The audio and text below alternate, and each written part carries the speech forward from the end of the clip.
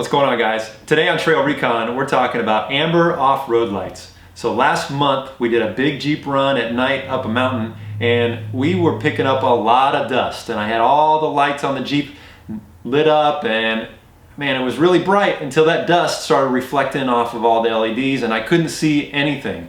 And to be honest with you, I had better visibility with just my headlights on, and so turning everything off, it was easier to see. And that really got me thinking about amber lights and the benefits they have. So I've been doing a lot of research, did a little reading, and I picked up a set of Rigid Industries amber lights, but I also saw that they sell these amber covers. So we're gonna test these out today, guys. Now, I've already done a review of Rigid Industry lights, and you can take a look at that. I'll leave a link in the description. Today, we're just gonna be taking a look at the actual light beam themselves. So the white light puts out a lot of blue hue, and when you're in the rain or the snow or when there's a lot of dust, you get a lot of glare from that. Now, amber light, a lot of people say, well, it just penetrates better. Well, it doesn't actually penetrate better, it just gives you less glare. Now, I already know that the lumens for the amber is gonna be less, so I was just curious to see if we took a white Rigid Industry light and put one of these amber covers on there and see how that works. So what we're gonna do, guys, is I'm gonna hook these up to the Jeep, and I'm just gonna put them up on the window, but ultimately I want them on the bumper because you want them kind of down low. That's where you really want your amber cover. But for today, I'm just gonna put them up there. We're gonna take them out on the trail, and we're gonna measure them and see how they actually look and see if these are actually worth it. So let's go hook these up, guys. Okay, guys, so we've got the floodlights set up just in the white beam right here, and I'm gonna go stand out at about 50 feet. Okay, so now we just slapped those amber covers on here, and everything's obviously is yellowed and visibility is a little bit lower than it was.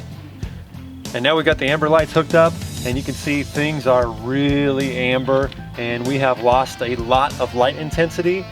But I gotta say that it's much easier on the eyes than it is looking at that white intense light.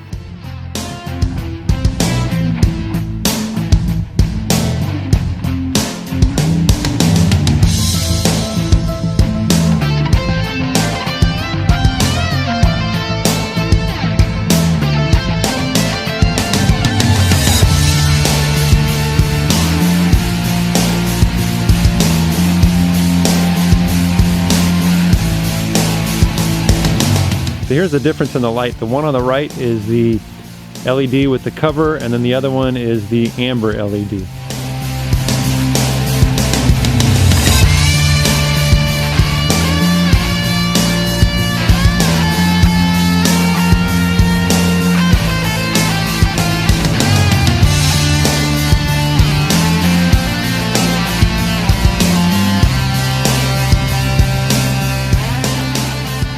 So if I'm being honest, I really kind of like checking out all these lights. I didn't really know what to expect tonight with using the amber and the little lens cover.